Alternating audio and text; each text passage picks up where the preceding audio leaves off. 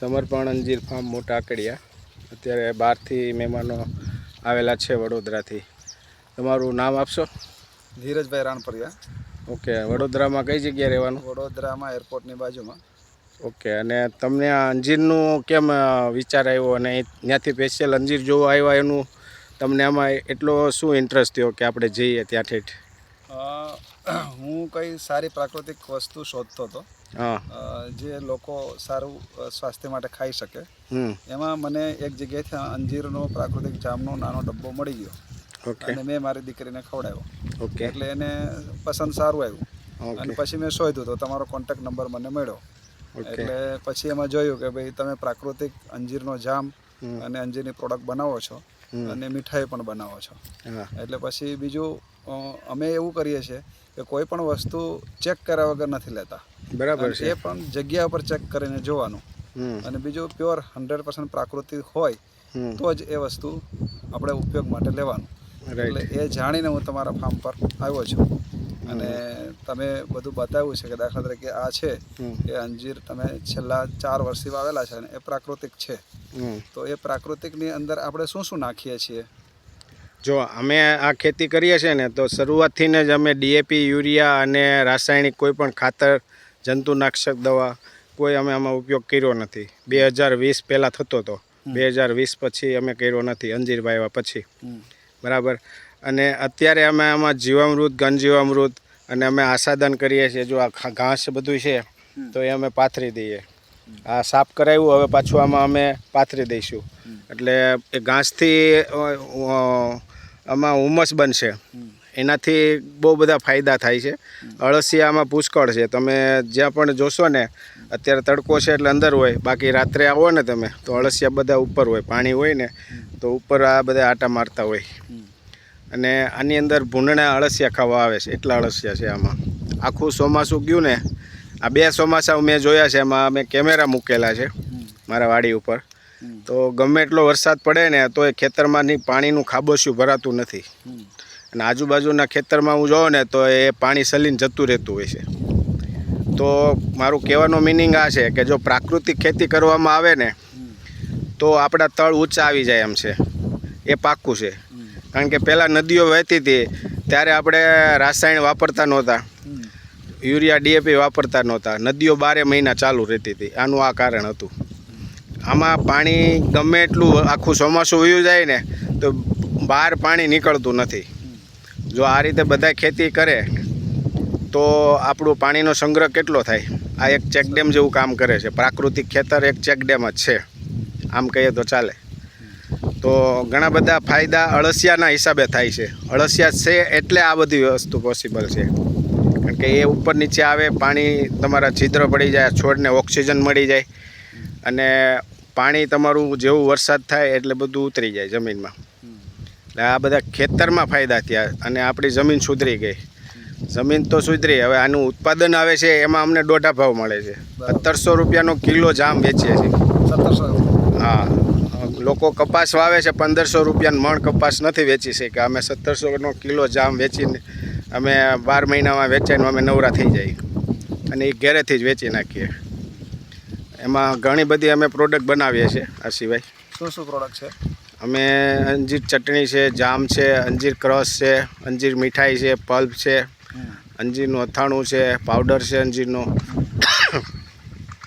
તો આ સિવાય જ ઘણી બધી પ્રોડક્ટ હજી બનવાની ચાલુ છે. તો એમ કરીને અમે 30-35 પ્રોડક્ટ અંજીરની બનાવીને માર્કેટમાં મૂકવાના છે. આ અમારો ટાર્ગેટ છે. હવે બીજું કે તમે જીવામૃત તો પાયાના ખાતર તરીકે આપો છો.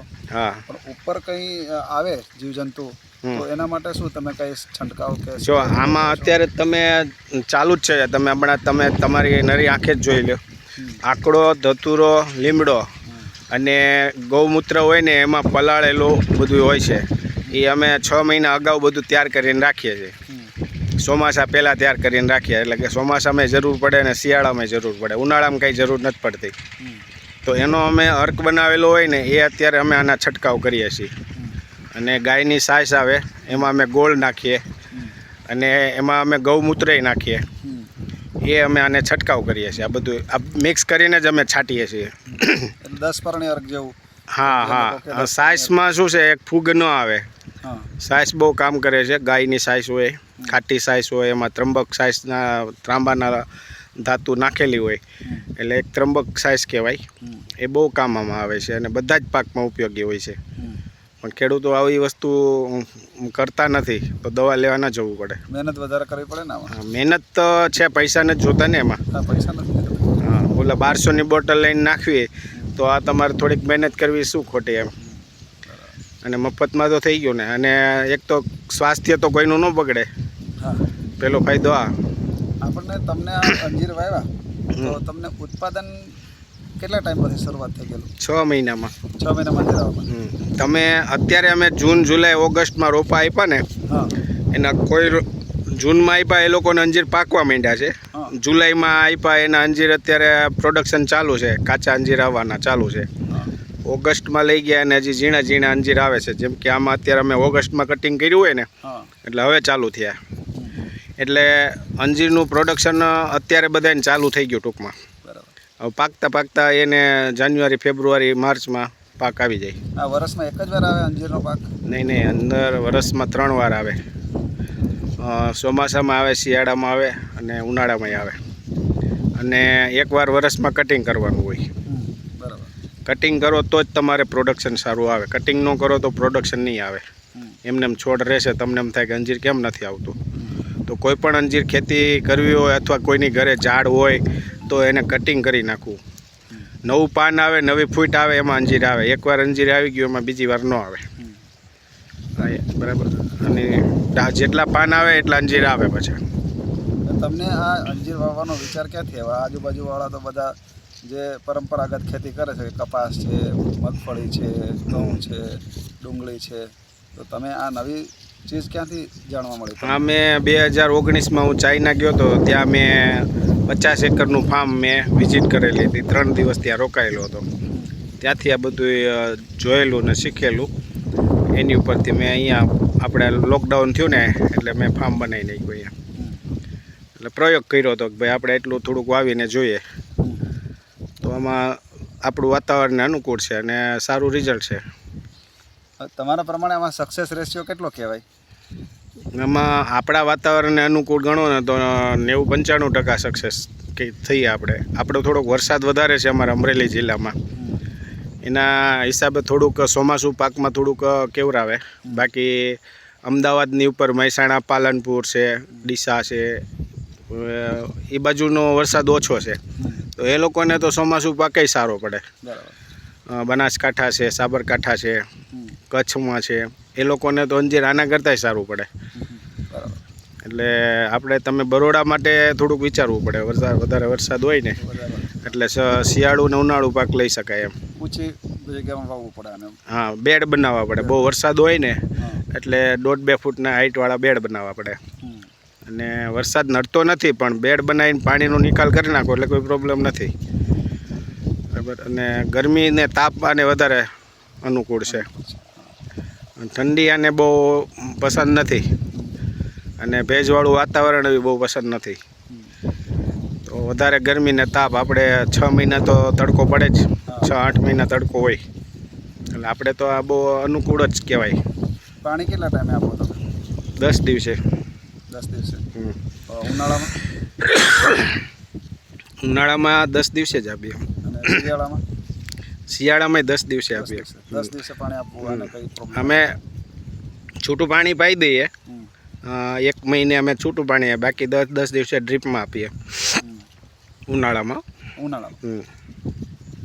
આમ ગરમી વધારે હોય ને તો બહુ પાણી નહીં આપવાનું, માપે રાખવાનું. ભેજ ખાલી રહેવો જોઈએ એટલે કંઈ પ્રોબ્લેમ નથી. બહુ પાણી ન પવાય. એટલે હવે 4 વર્ષના થઈ ગયા એટલે એને ન જોઈએ. પણ આને અમે એમાં નાના છોડ વાવ્યા છે ને, જો આ છે નાના છોડ, એને તો અમારે આપવું પડે. આ ગલગોટા વાવ્યા છે. ગલગોટા છે, એલોવેરા છે. આ છે એલોવેરા છે. એટલે આને અમે અમારી પ્રોડક્ટ જ બનાવવાના છીએ.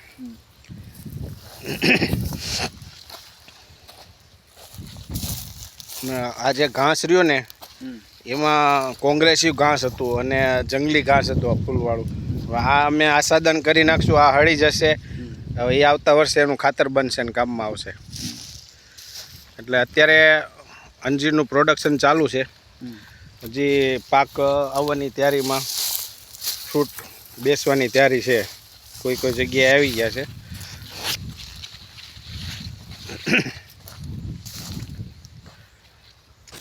આમાં અત્યારે અંજીર આવે છે.